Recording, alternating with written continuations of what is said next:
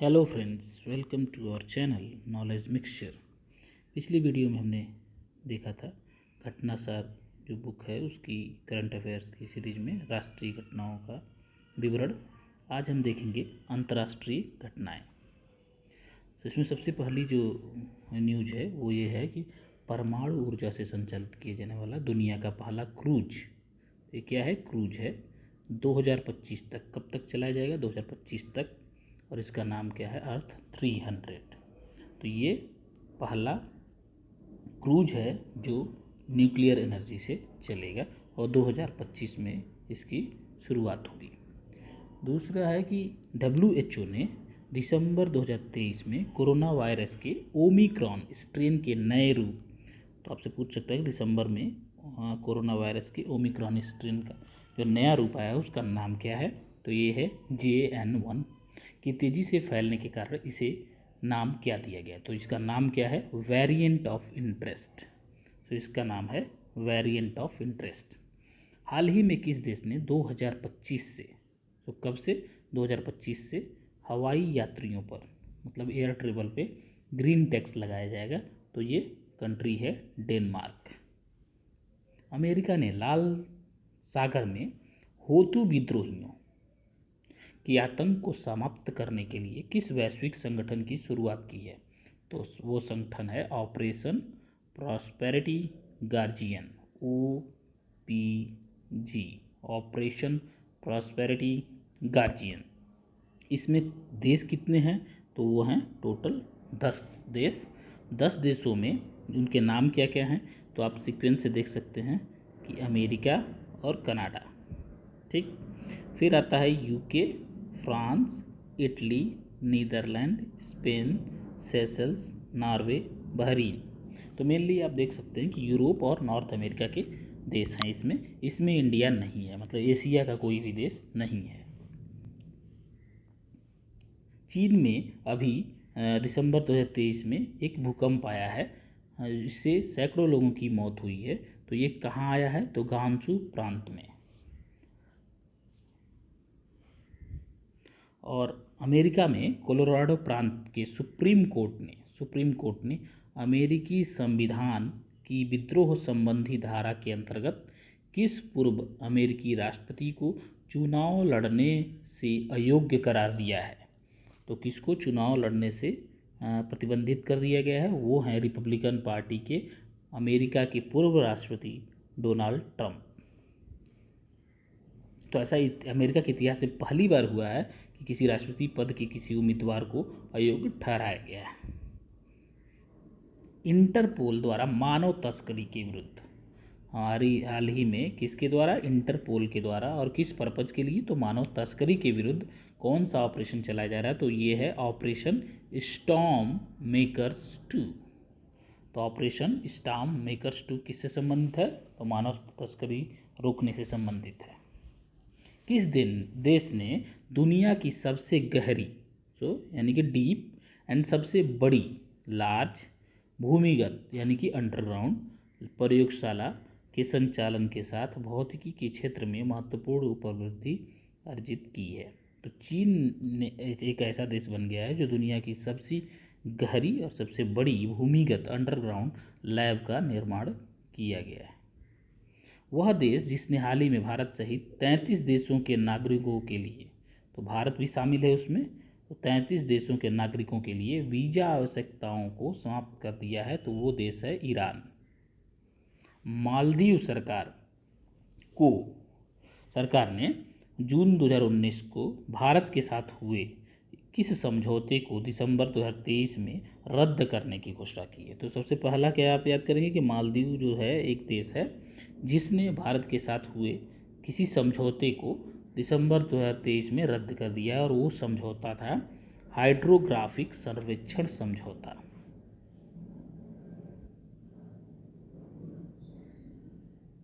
जलवायु परिवर्तन सम्मेलन जैसे COP28 है वो कहाँ हुआ था? तो COP28 जो हुआ था वो दुबई में हुआ था, ठीक, दुबई में। लेकिन अब ये आपसे प्रश्न पूछ सकता है कि COP29 कब होगा? तो कब होगा? 2024 में होगा। ये प्रतिवर्ष होता है। और कहाँ होगा? अजरबैजान, ठीक है, अजरबैजान में होगा। किस ब्रिटिश भारतीय संगीतकार को इस बार बुकर पुरस्कार के निर्णायक मंडल में शामिल किया गया है?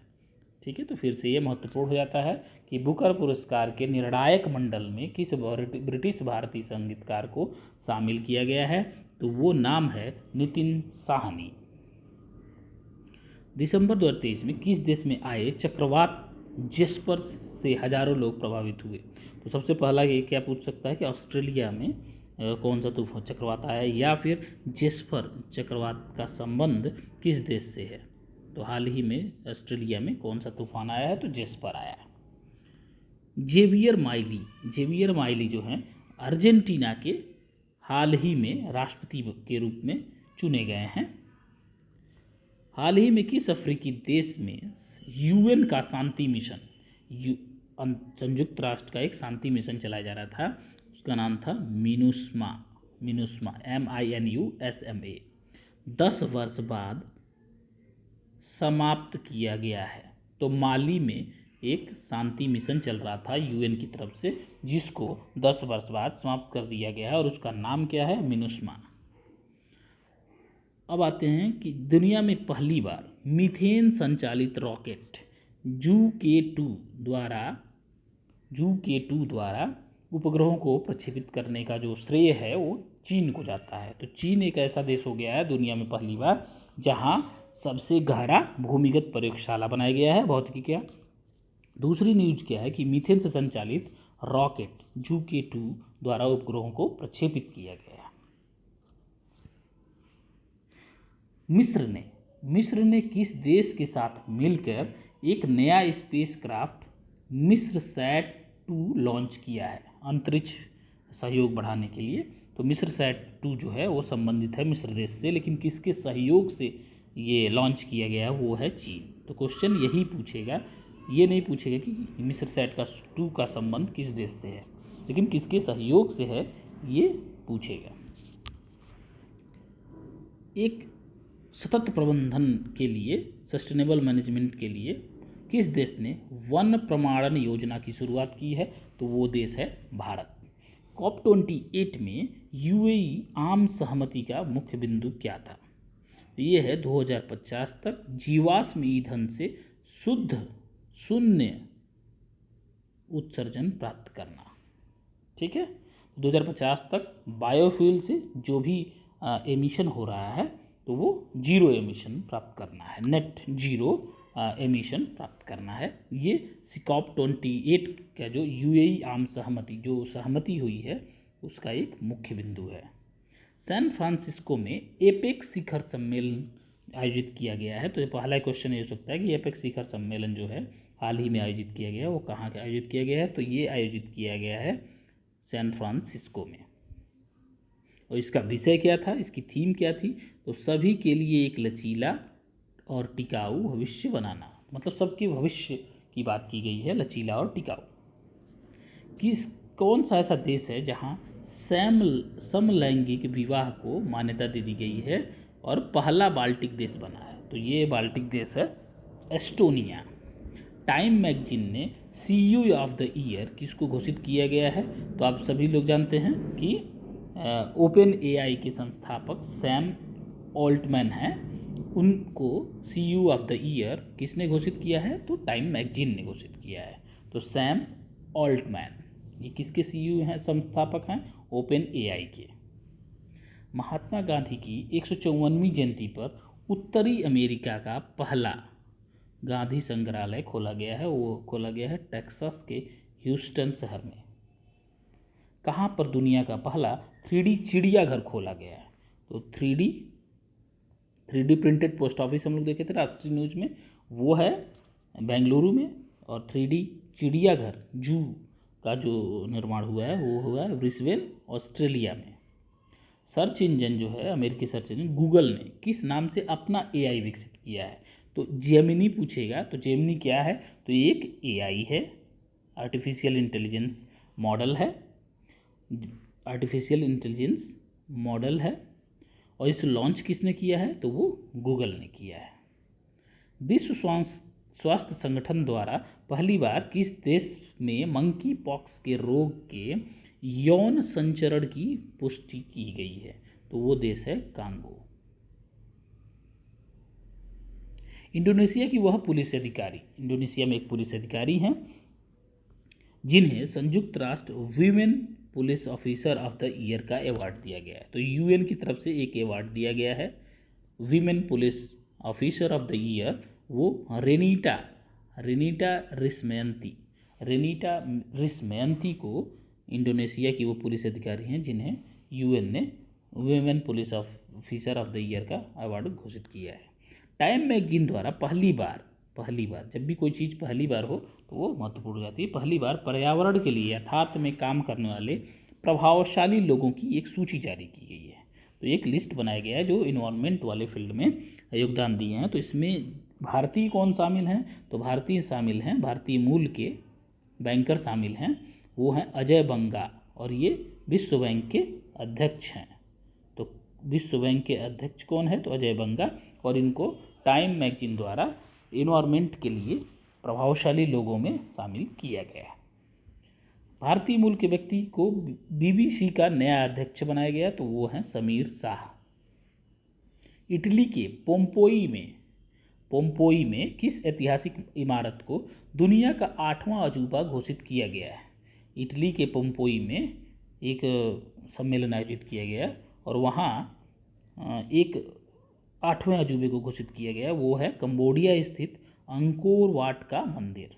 तो अंकोर वाट का मंदिर जो है वो सबसे बड़ा मंदिर भी है दुनिया का, जो 500 एकड़ में फैला हुआ है। तो 500 एकड़ में फैला हुआ है और सबसे बड़ा मंदिर है।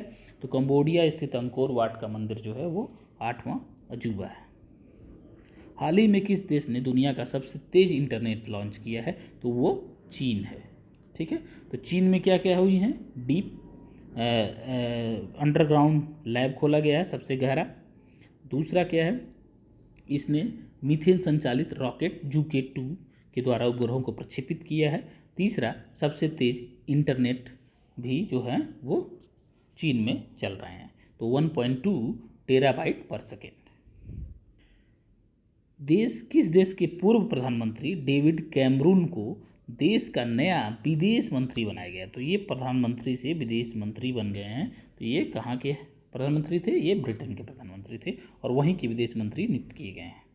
यूएन द्वारा एक रिपोर्ट जारी किया गया है, तो वहाँ ये बताया गया कि किस क्षेत्र को पानी की कमी के मामले में विश्व का सबसे खराब क्षेत्र घोषित किया गया है? तो वो है दक्षिण एशिया, साउथ एशिया में पानी की समस्या के क्षेत्र में जो यूएन ने रिपोर्ट जारी की है उसके हिसाब से सबसे खराब क्षेत्र घोषित किया गया है। अंतर्राष्ट्रीय सौर संगठन इंटरनेशनल सोलर अलायंस का नया सदस्य जो बना है वो 95वां सदस्य बना है चिली। तो अब तक कितने मेंबर हो गए हैं इसमें? 95। ऑक्सफोर्ड यूनिवर्सिटी प्रेस द्वारा 4 दिसंबर को किस वायरल शब्द को वर्ष 2023 का वर्ड ऑफ द ईयर घोषित किया गया है? तो ये है RIZZ ऑक्सफोर्ड। और सबसे ज़्यादा भारत में किस वर्ड को सर्च किया गया गूगल में? तो वो है चंद्रयान 3। रिच शब्द का जो अर्थ होता है वो सौंदर्य और आकर्षण के लिए प्रयोग किया जाता है।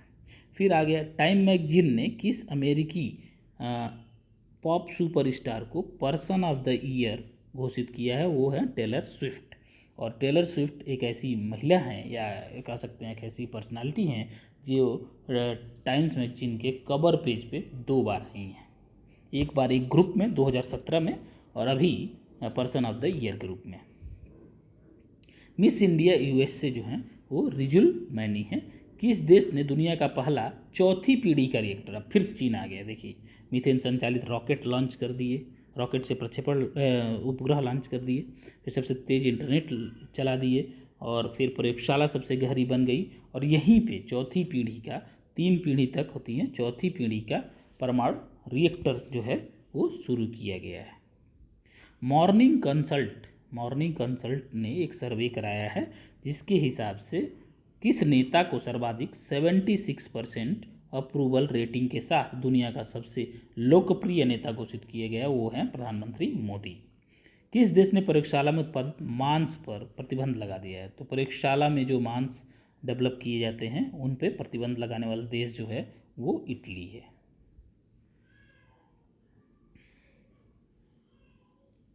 विश्व स्वास्थ्य संगठन ने किस बीमारी को वैश्विक स्वास्थ्य खतरा घोषित किया है? तो ये है अकेलापन, लोनलीनेस को वैश्विक स्वास्थ्य खतरा घोषित किया गया है। तो इसको भी इम्पोर्टेंट मान लेंगे आप।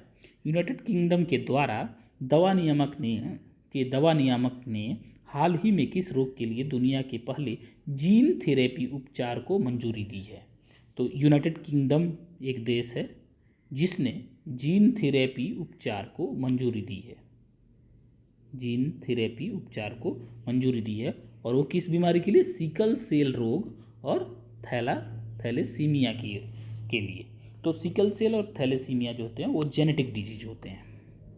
और हमने ये पढ़ा था कि भारत में जो प्राइमरी इम्यूनोडिफिशियंसी जो होती है बीमारी, उसके लिए बोन मैरो ट्रांसप्लांट किया गया है दिल्ली कैंट के आर्मी हॉस्पिटल में। तो ये पहली बार भारत में हुआ है। और अर्जेंटीना के राष्ट्रपति, अभी हम लोग हाल ही में पढ़े हैं, जेवियर माइली ने शपथ ली है। पहला एआई ह्यूमनॉइड रोबोट जो सीईओ बना है, तो किसी भी कंपनी का जो सीईओ बना है पहला एआई ह्यूमनॉइड रोबोट, वो है Mika Singh. Polish rum company Dictador ने मीका को सीईओ नियुक्त किया गया। तो किस कंपनी का सीईओ नियुक्त किया गया है? वो है डिक्टाडोर। ठीक है, डिक्टाडोर। कौन सा देश आधिकारिक रूप से यूरोपीय सशस्त्र बलों की संधि से अलग हो गया है? तो अभी आप देख ही रहे हैं कि रूस और यूक्रेन के बीच में कॉन्फ्लिक्ट चल रहा है, जिसकी वजह से बहुत सारे ऑर्गेनाइजेशन से और बहुत सारे ट्रीटीज से रूस जो है वो अलग हो रहा है। तो ये रूस है। वह देश जहाँ की प्रधानमंत्री प्रतिष्ठित टाइम मैगजीन ने अपने नवीनतम प्रकाशित अंक में कवर स्टोरी में जगह दी है, तो वो हैं प्रधानमंत्री शेख हसीना, बांग्लादेशी प्रधानमंत्री शेख हसीना। IQ एयर द्वारा वर्ल्ड एयर क्वालिटी इंडेक्स 2023 जारी किया गया है और इसमें किस शहर को सबसे प्रदूषित शहर घोषित किया गया? तो वो है नई दिल्ली, भारत। तो IQ एयर के द्वारा वर्ल्ड एयर क्वालिटी इंडेक्स जारी किया गया है, जिसमें जो सबसे प्रदूषित शहर है वो है नई दिल्ली। किस देश ने यूरोप का पहला पूर्णतः निजी रॉकेट म्यूरा-1, तो यूरोप में first private, completely private rocket Miura का सफल प्रक्षेपण किया गया है। तो वो कौन है? वो है स्पेन में एक स्टार्टअप है, वो PLD स्पेस। तो स्पेन का एक स्टार्टअप है जिसने यूरोप का पहला प्राइवेट रॉकेट म्यूरा-1 लॉन्च किया है। तो आप ये स्पेन याद कर लेंगे, PLD स्पेस याद कर लेंगे और कम्प्लीटली प्राइवेट है यूरोप का पहला। 30 नवंबर से 12 दिसंबर 2023 को क्लाइमेट चेंज कॉन्फ्रेंस तो बहुत सारी बातें हुई हैं COP28 के बारे में। तो इसका आयोजन जो है दुबई में हुआ है और अगला कहाँ होगा? अजरबैजान में COP29। और भारत ने कब प्रस्तावित किया है कि हमारे वहाँ आप आयोजित कर सकते हैं? वो है COP33 जो 2028 में आयोजित होगा और भारत ने इसकी मेजबानी के लिए प्रस्ताव पेश किया है। किस युद्धग्रस्त किस देश के राष्ट्रपति ने 2023 के पहले सप्ताह में अपने देश की महिलाओं से 8 या उससे अधिक बच्चे पैदा करने का आह्वान किया है? तो वो है रूसी राष्ट्रपति Vladimir Putin. EIU economic intelligence unit द्वारा जारी दुनिया के सबसे महंगे शहरों की एक world wide cost of living सूची जारी की गई है। इसमें सबसे महंगा शहर कौन सा है? वो सिंगापुर और ज्यूरिक, ये दोनों शीर्ष स्थान पे हैं। सीरिया का दशमिक शहर जो है वो सबसे सस्ता है। COP28 का फिर से न्यूज आ गया, तो एक जगह पे COP28 की सारी न्यूज करके एक वीडियो बना दी जाएगी जिससे आपको हेल्प हो जाएगी। सम्मेलन पहले दिन 30 नवंबर को किस बहुप्रतिष्ठित फंड को आधिकारिक मंजूरी मिली है? तो ये है क्लाइमेट डैमेज फंड। ठीक है, क्लाइमेट डैमेज फंड। इस फंड के द्वारा जो गरीब और विकासशील देश हैं वहाँ जलवायु परिवर्तन के कारण हो रहे नुकसान के विरुद्ध क्षतिपूर्ति की जाएगी। तो जो भी लॉसेज हो रहे हैं जलवायु परिवर्तन की वजह से और गरीब और डेवलपिंग नेशंस में, उसके लिए हेल्प प्रोवाइड होगी। विश्व मौसम विज्ञान संगठन WMO ने किस वर्ष को अब तक का सबसे गर्म वर्ष घोषित किया है? तो वो है 2023। 15वें ब्रिक्स शिखर सम्मेलन का आयोजन, ठीक है, कहाँ हुआ है? तो वो साउथ अफ्रीका में हुआ है। तो आप देख सकते हैं BRICS। तो ब्रिक्स का आयोजन इस बार 2023 में कहाँ हुआ है? साउथ अफ्रीका में। कौन सा ब्रिक्स सम्मेलन था? तो 15वां था। अगला कहाँ होगा? तो रसिया में होगा, ठीक है। और इसमें 6 देशों ने इस संगठन की सदस्यता प्रदान की गई है। तो पहला है ईरान, फिर आते हैं सऊदी अरब, UAE, अर्जेंटीना, मिस्र और इथोपिया। मिस्र इथोपिया एक साथ, सऊदी अरब, UAE और अर्जेंटीना एंड ईरान। अमेरिका ने शिशुओं में रेस्पिरेटरी सिंकाइटियल वायरस से सुरक्षा के लिए किस नाम से पहली वैक्सीन को मंजूरी प्रदान की है? तो रेस्पिरेटरी RSV, ठीक है। इस वायरस से सुरक्षा के लिए शिशुओं में एक वैक्सीन बनाया है, उसकी मंजूरी दी है, वो है एवरिसो ABRYSVO, ठीक है। अमेजन के जंगलों में वन और जैव विविधता के संरक्षण के लिए अमेजन कोऑपरेशन ट्रीटी ऑर्गेनाइजेशन के 8 सदस्यों की समिट कहाँ आयोजित किए गए हैं? तो बेलेम, ब्राज़ील में। 1 सितंबर 2023 को 2 वर्ष के पायलट प्रोग्राम के हिस्से के रूप में पहली बार इस्लामिक बैंकिंग की शुरुआत की है, तो रूस ने की है। तो आप एक्सपेक्ट भी नहीं करेंगे कि रूस ने इस्लामिक बैंकिंग की शुरुआत की है 2 वर्ष के लिए पायलट प्रोग्राम के रूप में। तो ये बहुत ही इंपॉर्टेंट हो जाता है, गेस करने से ये क्वेश्चन आप सॉल्व नहीं कर पाएंगे। फिर एक तूफान आया हुआ हाईकुई कहाँ तबाही मचाया है? ताइवान में। तो आप पहला क्या आ गया था? जेस्पर कहाँ आया था? ऑस्ट्रेलिया में। और दूसरा आ गया हाईकुई जो ताइवान में आया है। अमेरिका के किस शहर ने सनातन धर्म दिवस घोषित किया है 3 सितंबर को? तो वो है लुइसविले।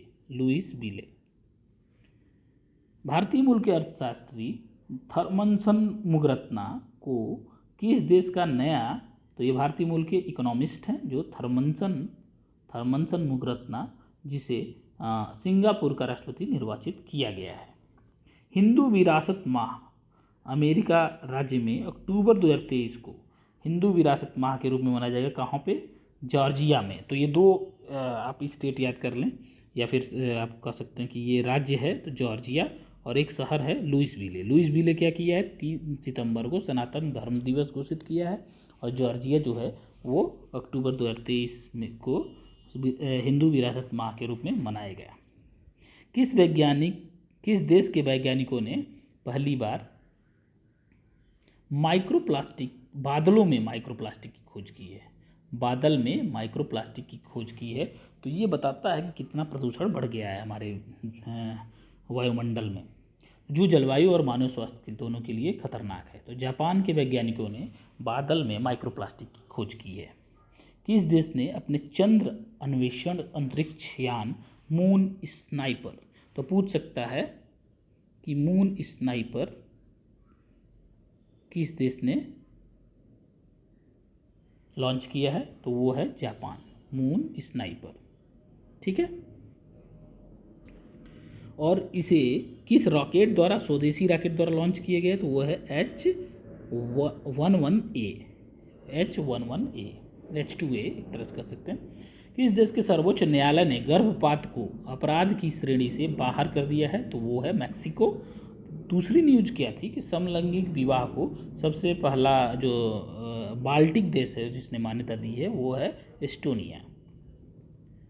सरकारी स्कूलों में पारंपरिक इस्लामिक परिधान अबाया पहनने पर प्रतिबंध लगा दिया गया है। तो वो है फ्रांस।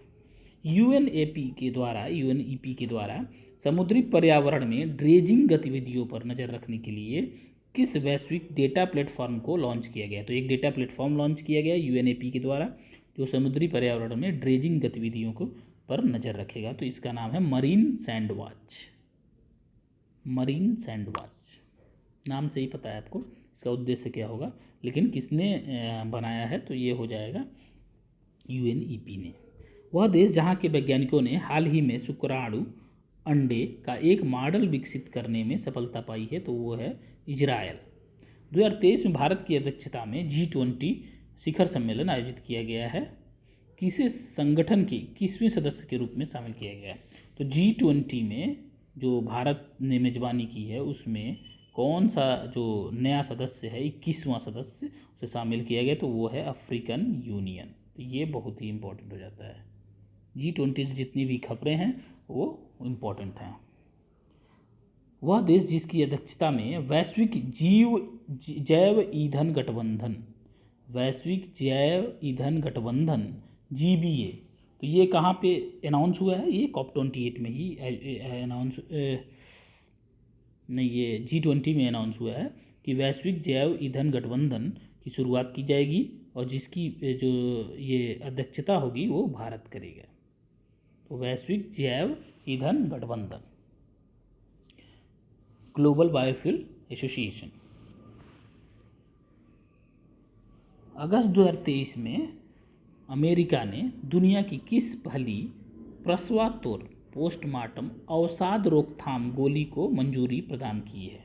तो ये इसका नाम है गोली का जुर्जुवे एक गोली है, दवा है जो डिलीवरी के बाद जो डिप्रेशन आता है उसकी रोकथाम करेगा। तो अमेरिका ने इसकी मंजूरी दी है। विश्व स्वास्थ्य संगठन द्वारा की गई घोषणा के अनुसार किन देशों ने 2023 के निर्धारित लक्ष्य से पूर्व ही दक्षिण पूर्व एशियाई क्षेत्र में खसरा और रूबेला बीमारी से मुक्त होने वाले पहले देश बन गए हैं? तो इसको मुक्त करने का लक्ष्य क्या रखा गया था? 2023, लेकिन उसके पहले ही खसरा और रूबेला बीमारी से मुक्त होने वाले देश बन गए हैं मालदीव और श्रीलंका। भारत में जुलाई 2023 में वर्चुअल माध्यम से, तो ब्रिक्स आपने देखा कि कहाँ आयोजित किया गया? साउथ अफ्रीका में। कौन सा था? 15वां था। संघाई सहयोग संगठन, ठीक है, SCO, इसका कौन सा सम्मेलन आयोजित किया गया? 23rd, और इसकी मेजबानी किसने की है? इंडिया ने। और सम्मेलन कैसे आयोजित हुआ है? वर्चुअल, ठीक है। और इसमें भी एक नए देश को शामिल किए गए, वो है ईरान। वह देश जिसने जुलाई 2023 में को अपने सभी घोषित रासायनिक हथियारों के भंडार को पूरी तरह से नष्ट कर दिया है। तो अमेरिका ने अपने पास जो भी घोषित रासायनिक हथियार थे उनको नष्ट कर दिया है। अमेरिका और भारत ने अवैध और खतरनाक दवाओं की तस्करी रोकने के लिए ऑपरेशन बॉर्डर स्वॉर्ड अभियान चलाया है। इसके पहले आपने देखा था कि इंटरपोल ने मानव तस्करी रोकने के लिए एक अभियान चलाया था, ठीक है, उसका नाम था OPG। चक्रवाती तूफान आया है जापान में जिसका नाम है, तो जापान के बाद दक्षिण कोरिया, जापान और दक्षिण कोरिया को प्रभावित किया है, तो उसका नाम है खानून। 3 तूफान आप देख चुके, जेस्पर, होईक्यू ताइवान से संबंधित है और जेस्पर जो है वो ऑस्ट्रेलिया से संबंधित है। खानून कहाँ प्रभावित किया? वो है जापान और दक्षिण कोरिया। अमेरिका के हवाई में कौन सा तूफान आया है? तो डोरा तूफान आया है, ठीक है। तालीन चक्रवात वो चीन में आया है, ठीक। तो इस तरह से सारे तूफान को एक साथ हम लोग रख के सीख लेंगे। 15वां जो ब्रिक्स सम्मेलन दक्षिण अफ्रीका में आयोजित हुआ है, वहाँ पे ब्रिक्स और अफ्रीका पारंपरिक रूप से त्वरित विकास, सतत विकास एवं समावेशी बहुपक्षवाद के लिए साझेदारी, ये उसकी थीम थी। तो ब्रिक्स की थीम क्या थी वो इम्पॉर्टेंट होता है और इसमें कीवर्ड हम लोग याद कर लेंगे कि सतत विकास एवं समावेशी बहुपक्षवाद के लिए साझेदारी पे फोकस है। तो अब अगला आता है आर्थिकी, जिसको हम लोग नेक्स्ट वीडियो में देखेंगे।